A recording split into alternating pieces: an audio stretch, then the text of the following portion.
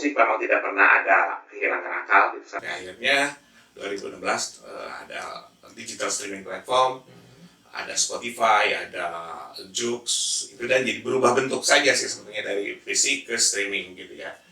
Jadi sebetulnya sekarang musik sih kata saya musik yang bisnis yang tidak pernah mati. Hanya walaupun waktu itu pernah ada budget segala macam saja, sekarang solusi dengan digital streaming platform, ada YouTube gitu ya. Itu hanya berubah bentuk aja gitu.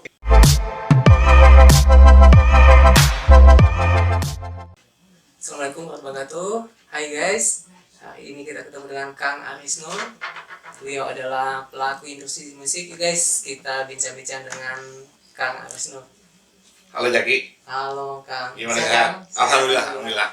Kang, ini kita pengen tahu nih Kang, tentang kegiatan Akang di dunia industri musik.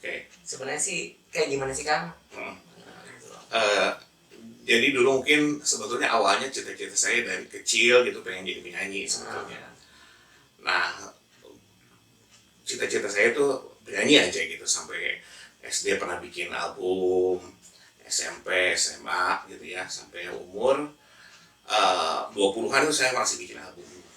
Cuman saya ada yang mengganjal awalnya begitu, saya kok selalu di-drive oleh maksudnya keinginan itu tidak pernah 100% dari idealisme pribadi, tapi itu banyak banyak intervensi dari produser gitu. Jadi sebetulnya secara berkesenian itu nggak murni saya gitu. Nah itu buat saya itu ya akhirnya saya ngerasa bahwa album saya banyak gagal dan itu karena mungkin interpretasi saya dan produser itu beda. Ini lagunya misalnya ini bakal laku loh, tapi menurut saya enggak, atau sebaliknya.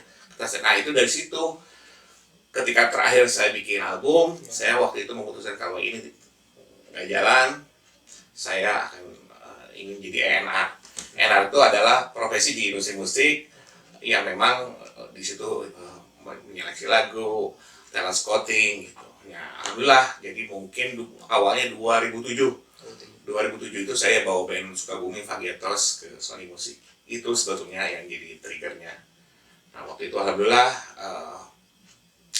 waktu itu kalau tidak salah album pertamanya saya kebetulan yang album pertama itu ikut terlibat lah gitu ya di supervisi album itu 5 juta download RBT gitu. Nah dari situ akhirnya saya itu belum kerja di label sih sebetulnya. Lanjut saya akhirnya dulu waktu itu keliling bawa lagu Harus Terpisah yang akhirnya dibawain Cakrakan. Terus saya keliling itu ke label-label nawarin lagu itu nggak ada yang mau lah sebetulnya. Ku berlari ke terdiam itu kan.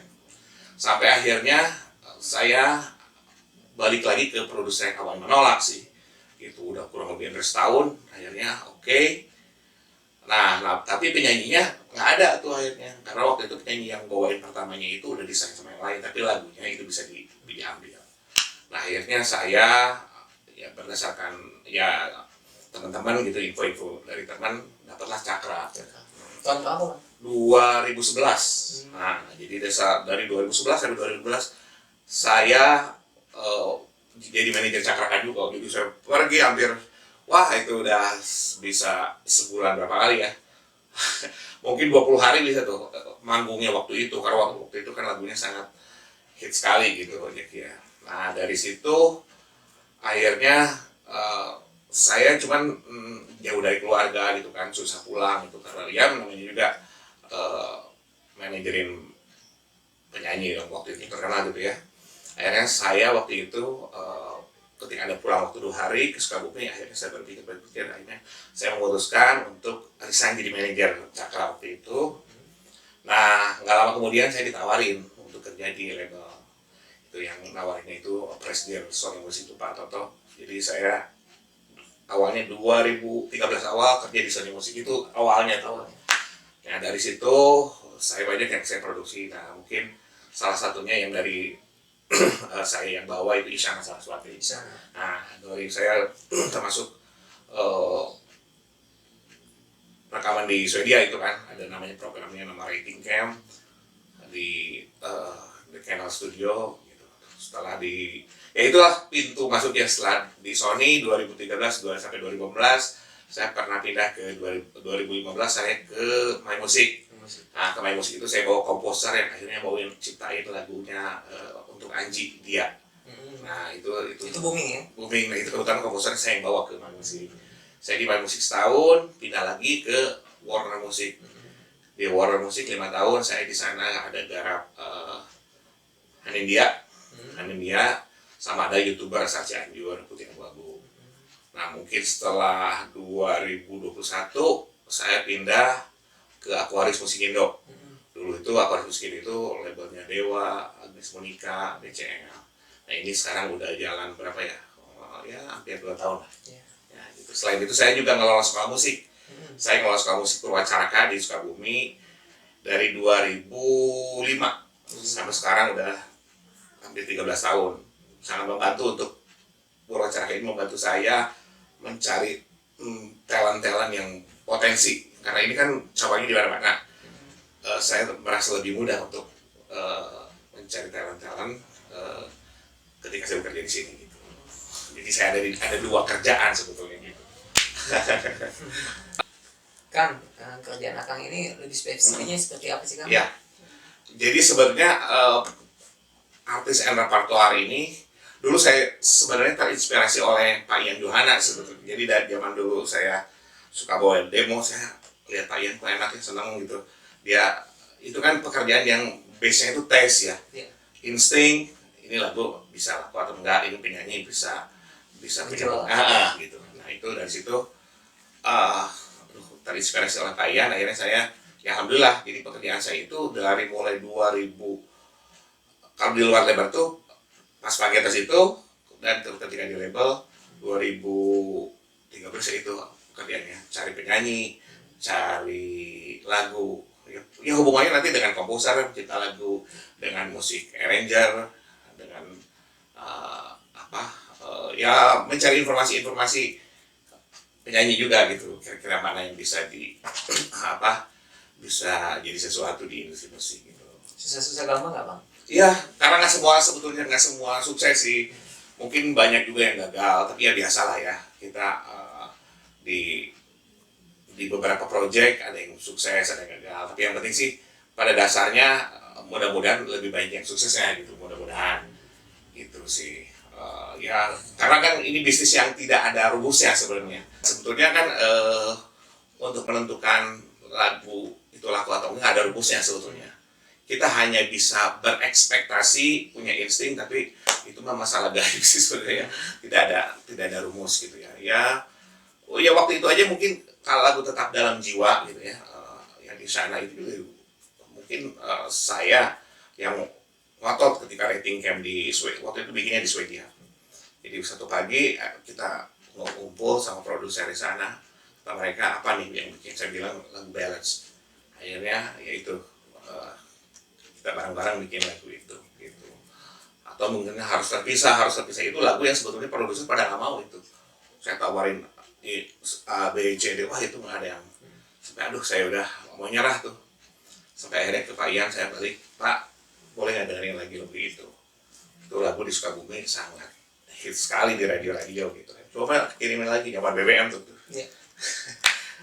Akhirnya BBM saya juga jelek tuh, saya kirim fail terus. Akhirnya saya minta bantuan teman saya, coba kirim. Akhirnya lagu itu cuma anaknya bawa deh ke sini. Nah itu yang penyanyi cuma udah dikontrak sama label lain akhirnya, tapi lagunya untung itu belum diambil. Akhirnya kata saya ke Pak Ian, Pak udah saya cariin aja penyanyinya, boleh deh kalau gitu Riz gitu. Akhirnya saya dapatlah itu Cakra. Kebetulan Cakra itulah murid dari salah satu guru di Purwacaraka Musik Studio Sukabumi. Jadi namanya Eko itu ngajar juga di Bandung. Nah itu muridnya Eko. Jadi Cakra kan emang dari Sukabumi? Bukan, dari Pangandaran. Nah cuman dia info Cakra itu dari guru Purwacaraka Sukabumi gitu, dari Eko. Akhirnya kata saya dengan demonya suaranya kayak Rod Stewart gitu kan. Ya akhirnya itu saya audisi lah gitu ya, bareng-bareng Pak Ian, dia yang terpilih, saya manajerin langsung tuh kurang lebih setahun. Ya itu, tapi saya mengundurkan diri karena ya itu, aduh nggak kuat dengan jadwal yang memang sangat padat. Sementara saya kan pengen kumpul sama keluarga gitu ya, akhirnya saya lepas itu, saya kerja di Sony Musik waktu itu ya, awal karir saya. Ada kepuasan ya Kang ya? Kalau misalnya artis atau talent. Iya betul, pokoknya susah ya, maksudnya dari si artis itu tadinya bukan siapa-siapa, kemudian menjadi seseorang itu kayak nikmat banget. Ya sebenarnya ini juga karena pengaruh ayah saya. Si ayah saya kan sebetulnya juga maksudnya Dunia musik. iya di dunia musik, dan dulu mungkin yang ada ya dia kan bareng Farid Harja, dia juga bawa sama kayak saya juga, selain musisi talent scouting juga ada bawa Lucky Reza yang duet sama Farid. Kemudian ya cerita-cerita bahwa gimana Bani Adam yang Farid Harja itu awalnya terbentuk gimana, karena papa saya dulu kan pernah jadi supir taksi 84848 tuh. Nah itu Di Bandung ya. di Bandung. Nah salah satu penumpangnya waktu itu namanya Denny Sabri. Denny Sabri itu talent scout yang terkenal. Ceritalah papa saya, katanya ini ada, saya punya band nih, vokalisnya botak gitu, gemuk tapi suaranya kayak Elton John. Nah akhirnya dalam waktu yang ditentukan Denny Sabrinya nonton di Cianjur, tertarik, akhirnya desain di, nah itu cikal bakal di Bani Adam gitu. Nah itu ternyata ya itu mungkin influence dari papa saya sih, jadi insting seperti itu juga tidak bisa tidak, itu pengaruh, sangat dipengaruhi oleh papa saya, Pak Mahruf. Kang, industri musik ini kan berubah total nih, mulai dari kaset, CD, Betul. sekarang kan online ya, Streaming ya. dan streaming online. Itu gimana sih Kang? Hmm. Lihat sih.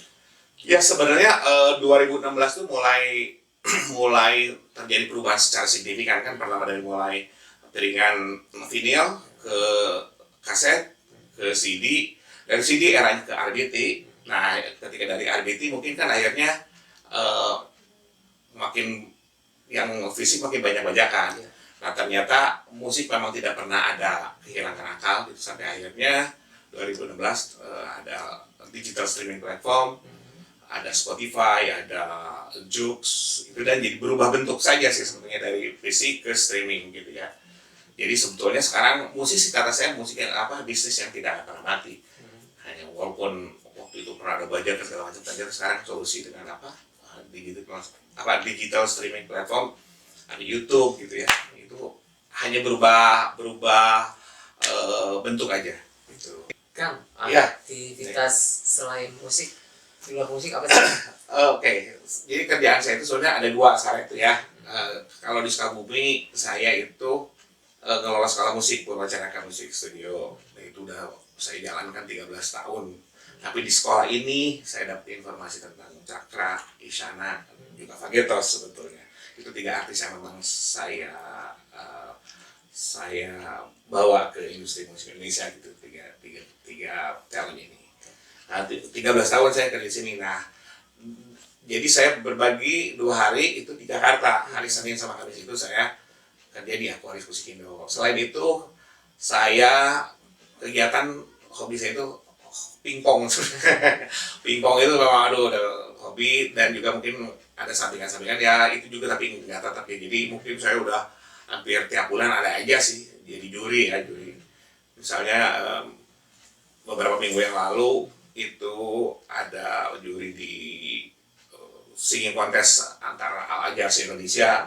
Tadi baru selesai tuh, ini CBM bikin acara juga singing contest antar TK maupun peserta. Ya kalau juri sih mungkin udah ratusan kali.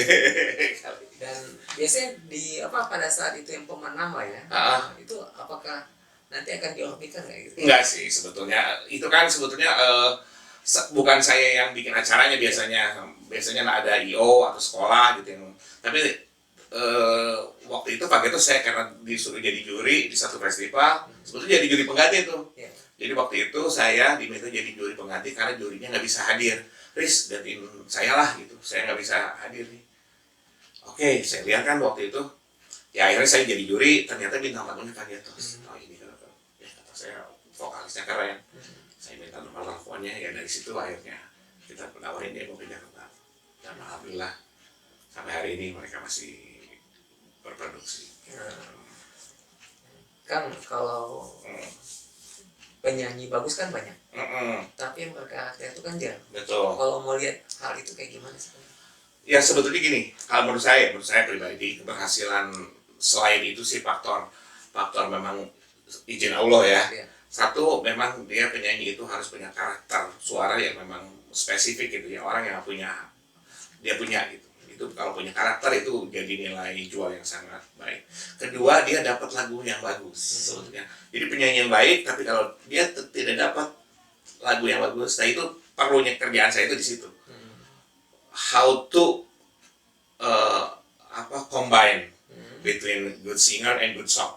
Nah, itu sih sebetulnya kuncinya sih menurut saya. Lagunya bagus, penyanyinya bagus. Penyanyi bagus gimana, tapi kalau dia nggak dapat lagu yang kuat, tetap nggak. Gitu. Kalau visual nomor apa? Kalau kata saya ya, visual itu sekarang udah nggak terlalu berperan seperti dulu. Contoh sekarang ada lagu yang saya nggak usah sebutkan, itu sangat terkenal. Tapi dia sebetulnya merubah stigma bahwa penyanyi harus ganteng. Dia nggak ganteng sih sebenarnya. Udah cenderung punya umur, tapi bisa gitu tuh sekarang. Kata saya lebih terbuka sekarang tuh daripada dulu gitu. Kalau dulu kan memang orang juga kan berdasarkan mindset harus ganteng, harus cantik. Kata saya enggak sekarang sih gitu. Harus yang penting kekuatannya punya lagu, punya karakter yang kuat. Dan sekarang semua orang bisa jual sendiri sebetulnya, nggak kayak dulu. Kalau dulu kan memang harus pakai label. Sekarang kan sebetulnya pada dasarnya semua bisa jual sendiri, bisa bikin marketing plan sendiri gitu. Lebih gampang sebenarnya. Kalau misalnya kayak seperti pansos misalnya, tiba-tiba kan banyak yang mungkin orang nggak tahu pada saat dia viral di medsos dan sebagainya. Akhirnya kan banyak yang pengen, udahlah sama saya aja, sama label saya aja, gimana itu kan? Kan sekarang kan kalau nggak kelihatan kan nggak. Ya, sebetulnya itu lebih ke strategi sih ya. Kalau menurut saya gini sih, kalau menurut saya materi yang bagus itu dia tidak usah pakai gimmick begitu juga kan pada akhirnya. Itu kan sebetulnya lebih strategi bagaimana how to boost the product sih sebetulnya kan. Dia misalnya ya pakai gimmick bikin sensasi gitu ya. Naik atau misalnya dia, kata saya sih sebetulnya kalau saya pribadi saya sih lihat kalau barangnya bagus mau nggak usah pakai gitu juga tetap bisa jalan sih. Gitu, karena pada akhirnya walaupun dia mau pansos itu kalau bilang materinya itu cuma sesaat aja sih. Betul. Iya gitu sih kalau kata saya sih. Kang, pengalaman apa yang paling menyentuh di dunia musik? Menyentuh ya. Kalau saya lihat itu Akang tuh disebutin namanya pada saat Bang Cakra kan mendapat hadiah gitu ya. Mendapat apa ya? Buat Pak. Iya sebenarnya gini. Jadi Cakra itu kan ya banyak sih sebenarnya ya. Tapi ya pokoknya waktu itu saya suruh dia, Cak nanti siap ya audisi ya. Nanti launching ya tanggal sekian gitu. Nah, pas hari itu kan kita kan ketemunya di Jakarta tuh waktu itu. Wah pokoknya inilah kita masih prihatin lah gitu ya. Akhirnya pas lihat Cakra, wah dia nggak pakai baju yang ini gitu kan, pas bawa aja, waduh Cak, ini nggak ada baju, nggak bawa lagi baju gitu. Akhirnya udah pakai baju. Jadi dia pakai baju saya nggak gedean tapi mungkin lebih pantas daripada waktu itu dia sampai hari ini dia ya tahu Masih baik ya. masih suka komunikasi atau ya banyak hal yang seperti itu ya kadang-kadang nggak diduga sih ya, kita nggak pernah tahu apa yang akan terjadi. Prestasi apa yang pernah didapat? Ya prestasi apa ya? Ya waktu itu sih sebetulnya 2014. Waktu itu saya pernah garap Fatin Cynthia. Yeah. Nah, jadi waktu itu mungkin seminggu sebelum hari H saya kebetulan kan ikut garap X Factor pertama tuh. Yeah. Nah, itu belum dapat tuh lagu buat the winner-nya. Akhirnya waktu itu gimana ya, hari Sabtu udah mau ini final. Hari Senin kalau nggak salah saya belum dapat lagu tuh. Akhirnya setelah Senin sore kalau saya dikasih lagu sama teman saya Andri. Ini sedengar ini. Dikasih lagu, akhirnya 2 lagu tuh. Nah salah satunya itu akhirnya dipakai sama Fatin. Aku memilih setia. Nah itu. Jadi hari Senin akhirnya saya minta approval dari Pak Toto buat saya, oke cepat produksi. Hari Selasa produksi, hari Kamis beres, hari Sabtu Pak Fatin udah nyanyi di RCTI ya. Kang, kalau kan kenal juga tuh dengan Ribas ya. Ribas ya, Itu gimana itu, Kang? oh keren, Ribas itu lagunya legend sekali kan, lagunya Butiran Debu. Jadi saya kenal Ribas itu dari Tito. Tito tuh orang Sukabumi yang sebetulnya dia banyak bikin musik hits sekali, banyak. Ada Butiran Debu, ada Cakrakan, Harus Terpisah, ada lagunya Virgon yang Bukti sama Surat Cinta untuk Starla, itu Maher dia juga bikin itu. Nah jadi saya kenal di rumahnya Tito tuh, unik sih, dia seniman, liriknya bagus kalau bikin lagunya, dan sangat perfeksionis yang saya tahu tuh. Kalau belum dapat ya wah terus aja itu walaupun saya kenal nggak terlalu dekat gitu, tapi ini berkesan sih gitu. Ini hebat nih, ini adanya Farhat Abbas itu. Kang, dukungan keluarga gimana, Kang? Dukungan keluarga sih memang ya, saya sih sebenarnya kan musik itu udah darah daging saya ya. Saya udah kayaknya udah nggak bisa kerja di luar itu sih sebenarnya, udah memang passion saya di situ. Jadi ya nggak ada masalah sih, udah jadi pekerjaan yang sebenarnya hobi sebetulnya. Jadi kadang-kadang saya sih kan nggak pernah pakai ke kantor juga, jarang pakai yang official. Anak kantor kan itu. Bebas aja ya. Bebas aja gitu. Terus ada nggak penerus, Kang? Sebetulnya saya berharap sih anak saya janganlah, udah aja saya sampai di anak saya biarin aja. Tapi anak saya ada yang saya kursuskan yang pertama kedua saya. Tapi ternyata yang ya untuk kerja sih nggak buat ini aja sih, buat apa? Hobi aja sih sebetulnya. Tapi kalau hobi menghasilkan uang gimana? Iya boleh aja. Boleh aja. Kang, ada nggak motivasi buat teman-teman pemain musik gitu? Di Sukabumi ya? Di Sukabumi dan di mana saja. saja? Ya sekarang sih sebenarnya gini. Untuk mengeksplorasi, untuk mempublish lagu itu sekarang jauh lebih mudah. Karena apa? Kalau dulu kan memang harus pakai label, ya. Sekarang semua bisa dikerjakan sendiri, semua tinggal submit ke DSP, semua bisa. Tinggal masalah kreativitas, bagaimana how to make different product, bagaimana membuat satu produk yang berbeda dari yang lainnya. Contohnya sukses nih. Pertama ini yang kita lihat Raim Laude dengan lagunya Komang itu fenomenal kan, hampir 1 juta stream, 1 juta stream kalau salah. Itu kan yang memang dia indie gitu ya, tapi berhasil. Jadi semuanya sekarang bisa selama eksplorasi secara terus menerus gitu ya, insya Allah sih gitu kita bisa berhasil. Gitu. Kang, pesan-pesan buat anak muda. Oke. Yang pertama kata saya pesan-pesan ini, yang pertama itu banyakin referensi musiknya. Semakin banyak referensi musik yang didengar gitu, itu akan mempengaruhi cara dia berkreativitas sih sebenarnya. Jadi itu banyak referensi, banyak mendengar lagu gitu ya. Nah itu nanti proses kreatif itu akan lahir dari referensi itu sih sebenarnya, itu satu. Kemudian bikin sesuatu yang berbeda dari yang lain. Jadi jangan bikin yang sama gitu. Bikin sesuatu yang berbeda. Yang ketiga ini yang paling penting, jangan pernah menyerah. Karena kata saya banyak yang udah lama gitu ya bikin, akhirnya baru single keberapa baru jalan. Gitu, jadi jangan pernah menyerah. Gitu. Nggak bisa itu ada 1-2 yang langsung single pertama, tapi menurut saya itu 1 banding sekian. Ya itu harus dengan jam terbang, dengan pengalaman itu baru bisa terasa. Jadi jaga spirit itu gitu sih. Kalau pemain musik itu apakah cuma untuk vokal aja atau harus menguasai alat musiknya juga? Ya, kalau penyanyi nih ya, kalau menurut saya idealnya penyanyi itu harus bisa main musik. Karena dengan bisa main musik, dia akan mengenal harmoni. Kan kalau main musik itu belajar harmoni kan. Misalnya kunci C, dia ada tahunya C-nya itu, Do-nya di C, Mi-nya di E, Sol-nya di G gitu ya. Nah, nanti ada Morse, ada belajar banyak tuh kan, banyak yang belajar dari musik itu. Kalau bisa main musik itu sangat akan membantu caranya dia. beda lah kalau kita lihat coba penyanyi-penyanyi yang jago main musik itu nyanyinya tuh Ada feelnya. feel-nya tuh lebih menurut saya ya maksud gitu. Jadi memang harus penyanyi yang bagus coba sambil bisa main musik gitu. Menurut saya sih ya itu banyak akan sangat membantu ketika dia bernyanyi gitu.